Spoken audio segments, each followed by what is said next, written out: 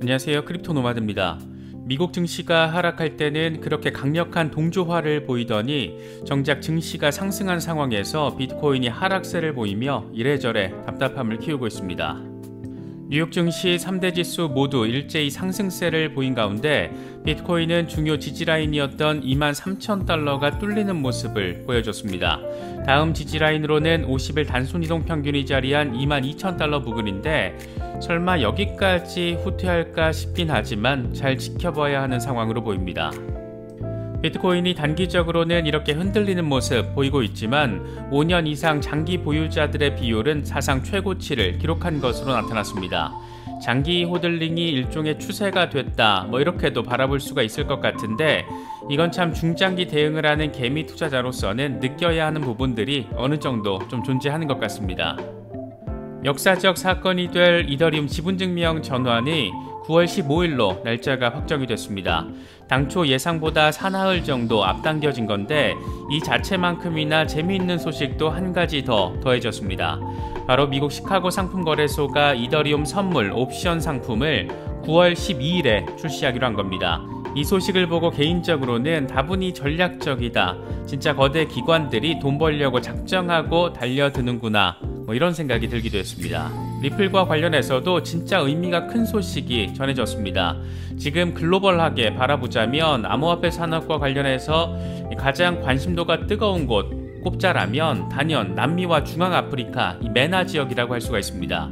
특히 오랜 시간 하이퍼 인플레이션으로 몸살을 앓아왔던 이 남미 지역을 중심으로 최근 암호화폐 거래소 확장이 꽤 전폭적으로 이루어지고 있고 그만큼 많은 투자자 유입이 현재 진행이 되고 있는데 우리의 리플은 이런 골든타임을 놓치지 않고 브라질에서의 첫 ODL 서비스를 시작한다라는 소식 전해왔습니다. 와 진짜 리플 미쳤다 이런 생각이 우선 들었는데 브래드 갈링하우스도 기분이 참 좋았는지 상파울루에서 거래소 관계자들과 밥 먹는 사진을 올리면서 나름의 소회를 밝히기도 했습니다. 지금의 상황을 폭락의 전조로 인식할지 반등을 위한 다지기로 바라볼지 건강한 조정으로 바라볼지 여러가지 상황으로 바라볼 수 있겠지만 어떤 방식이든 결국 그건 투자자의 선택이 될 겁니다. 저희 채널 커뮤니티 설문조사 결과를 보면 다수의 구독자분들은 연말 강세 랠리를 내다보고 계시다라는 점 확인할 수가 있는데 이런 부분에 방점을 찍고 계시다면 이번 영상에 담긴 여러 소식들 중에 나름의 의미 포인트들이 여러 존재하지 않을까 생각됩니다. 여러 소식들 잘 참고하실 수 있으면 좋겠습니다. 본격적인 시작에 앞서서 좋아요와 구독 또 알림 설정 꼭 부탁드리겠습니다. 영상 제작에 아주 큰 도움 된다는 말씀 함께 드립니다. 그럼 시작하겠습니다. 먼저 비트코인 상황입니다. 비트코인의 흐름 자체는 참 어지럽습니다. 일단 중요 지지라인이 자리한 23,000달러가 뚫린 것은 부정적인데 바로 이 부근이 20일 지수이동 평균이 자리한 라인이 깨진 것이기 때문입니다. 다음 지지라인으로는 50일 단순이동 평균이 자리한 22,000달러 부근으로 보고 대응할 필요가 있어 보입니다. 공포 탐욕 지수는 하루 전보다 3포인트 오른 33을 기록하면서 여전히 공포 단계가 이어지고 있습니다. 투심이 아주 소폭 완화되긴 했지만 여전히 상당히 위축돼 있는 상황이라는 점을 확인할 수가 있습니다. 비트코인 도미넌스는 조금 올라서 다시 41%대로 올라선 상황입니다. 이더리움 도미넌스의 경우에도 조금 올랐는데 21% 턱밑까지 올라서면서 여전히 올해 최고 수준의 시장 지배력을 확인하고 있습니다.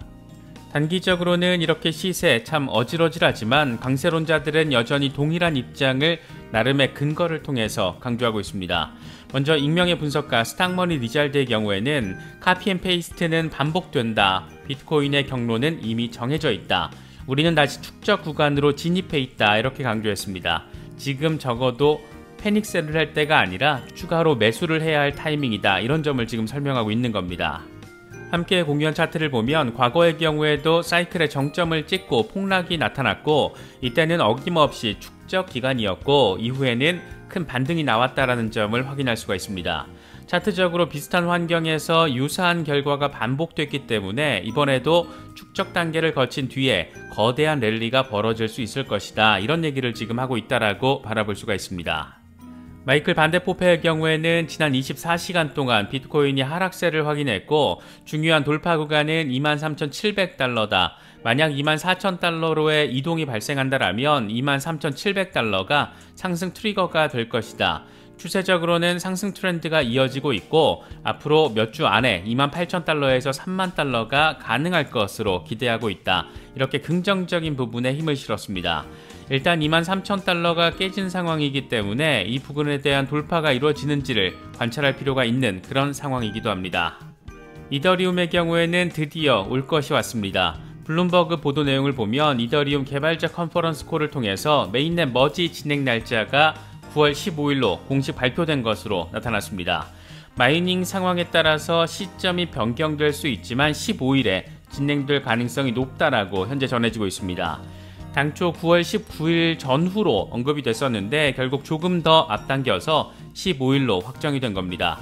하루 전 코어 개발자 팀 베이커가 메인넷 체크리스트 점검 다 잘 끝났다, 분위기 좋다 이렇게 말하더니 결국 올 것이 이렇게 다가오고 있습니다. 이더리움 역시 비트코인 조정에 따른 하락세를 확인하고 있는데 차트적으로는 컵앤핸들 패턴이 완성되고 있다는 것으로 나타났습니다.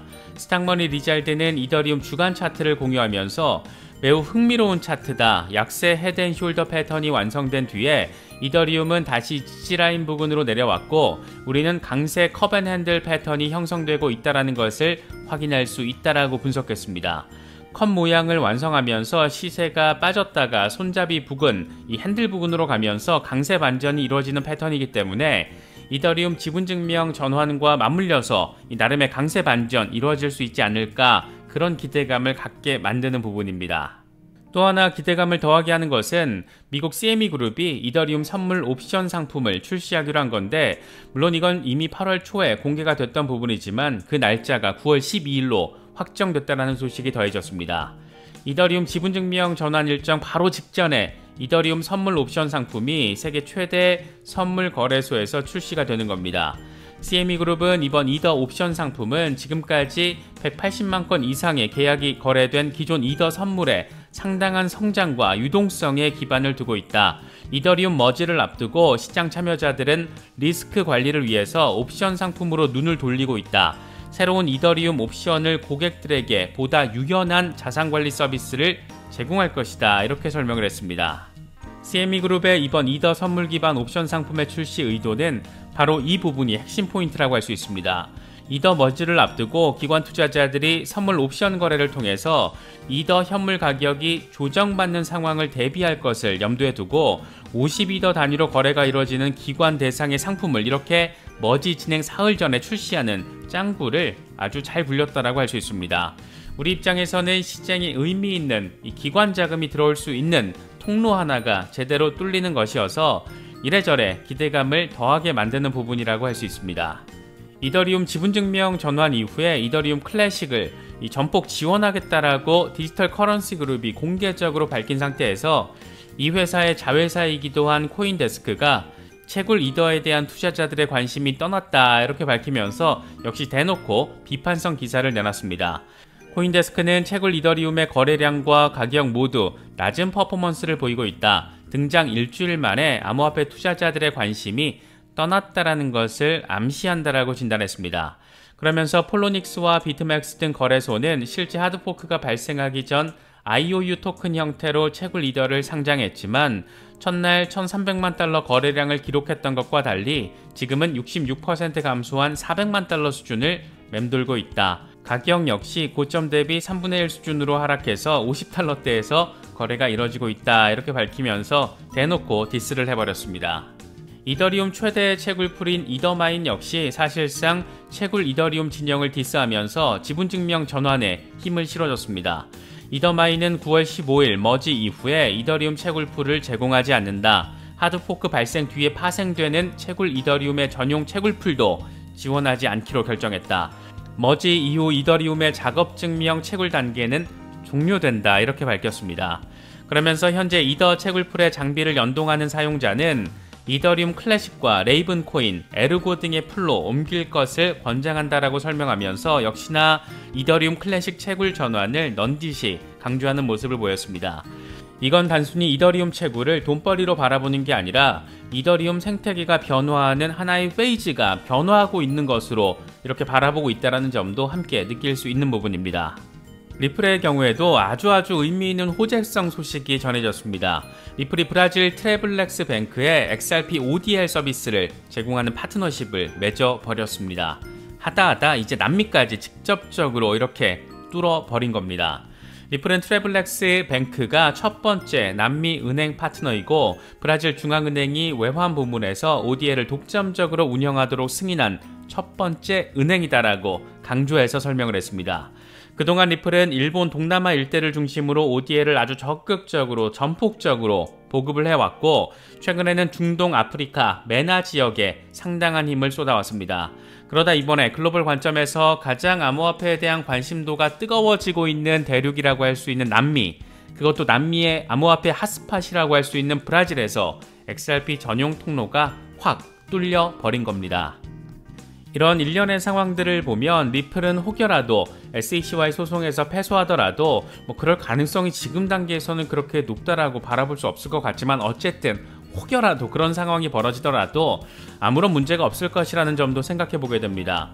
미국 정부가 석연치 않은 이유로 리플을 소송으로 괴롭히면서 증권이네 상품이네 이런 걸로 치고받고 있지만 정작 전 세계 곳곳에서는 XRP를 디지털 커런시로 간주하면서 이렇게 전폭적인 채택 진행하고 있기 때문입니다. 브래드 갈링하우스 CEO도 기분이 좋긴 무척 좋았나 봅니다. 갈링하우스는 상파울루에서 밥 먹는 사진 올리면서 무척 오랜 시간이 걸렸다. 규제 당국과의 협의에 긴 시간이 걸렸지만 가치 있는 일이다. 이렇게 나름의 소감을 밝히기도 했습니다. 저 역시 XRP의 비전과 미래, 인생에 적지 않은 부분 이렇게 베팅한 사람으로서 또 XRP 홀더로서 이런 소식은 참 뿌듯하게 그냥 기분이 좋은 게 아니라 참 뿌듯하게 느껴지는 것 같습니다. 이번에 준비한 소식은 여기까지입니다. 영상이 도움이 되셨다면 좋아요와 구독 또 알림 설정 꼭 부탁드리겠습니다. 영상 제작에 아주 큰 도움 된다는 말씀 함께 드립니다. 언제나 성투하시기를 기원하겠습니다. 시청해주셔서 감사합니다. 지금까지 크립토 노마드였습니다.